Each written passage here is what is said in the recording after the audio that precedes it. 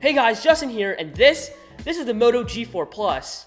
Now, with all these device manufacturers trying to make their own budget phone stand out in this budget price point, appealing to more people, Motorola decided to drop two of their budget phones, with which one is the Moto G4 Plus. So today we're going to be taking a look at 5 things you definitely need to know before going out and buying yourself one of these. Now, to kick things off, the first thing you definitely want to know about the Moto G4 Plus is definitely its price, and this is also something that makes this phone so appealing. Now, you can pick up a G4 Plus for right at $250 American, and at this price point, this is definitely something that I consider a budget smartphone.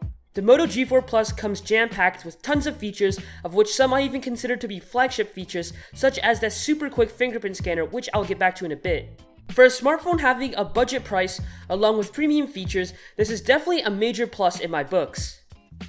The next thing about the G4 Plus that you definitely want to know is that this phone is pumping a super clean version of Android Marshmallow 6.0.1. The lack of bloatware along with the super clean stock interface definitely helps to make a much smoother and better experience in general. Aside from the tweaks that Motorola did add to the phone, which in my opinion make the phone much more easier to use, I didn't feel like I had to go download a Nova or Google launcher, which is definitely something that I appreciate. It's also worth mentioning if you're somebody coming from a Google Nexus phone with really clean stock Android, or even the OnePlus 3, there's not going to be much of a difficulty with the adjustment. Now, you definitely want to know that the Moto G4 Plus is actually coming with a fingerprint scanner, which is something pretty unseen for a long while. The setup for the fingerprint scanner was extremely simple, and to unlock your phone, it's really accurate and fast.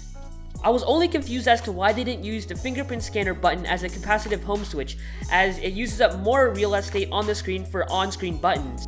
But other than that, the fingerprint scanner is extremely useful as it made my whole experience with it much more efficient, as I'm somebody coming from typing in my password, so definitely a fingerprint scanner is a huge plus.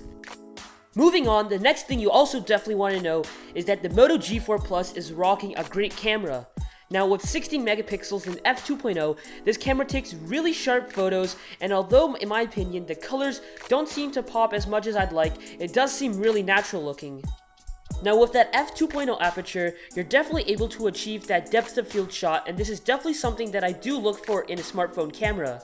The entire camera app is well designed and is decently fast for the most part, and is something I definitely enjoyed to use. Now, this last thing you want to keep in mind is definitely something many Moto G4 Plus users definitely experience.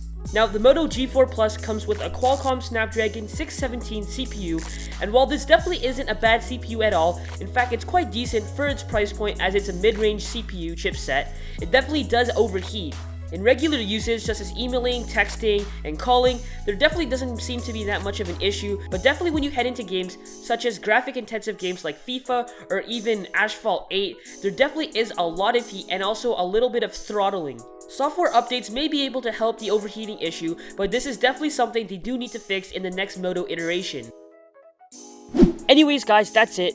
Those are the 5 things I definitely recommend you knowing before picking up a Moto G4 Plus. My experience with this phone has been great so far, so definitely do expect some more coverage of the G4 Plus coming your way. Anyways guys, thanks for watching this video. If you liked it, definitely let me know in the comment section down below and hit that thumbs up also. If you want to see more content like this, I have more cool stuff coming your way, so definitely subscribe. Thanks for watching guys, and I'll catch you in the next one.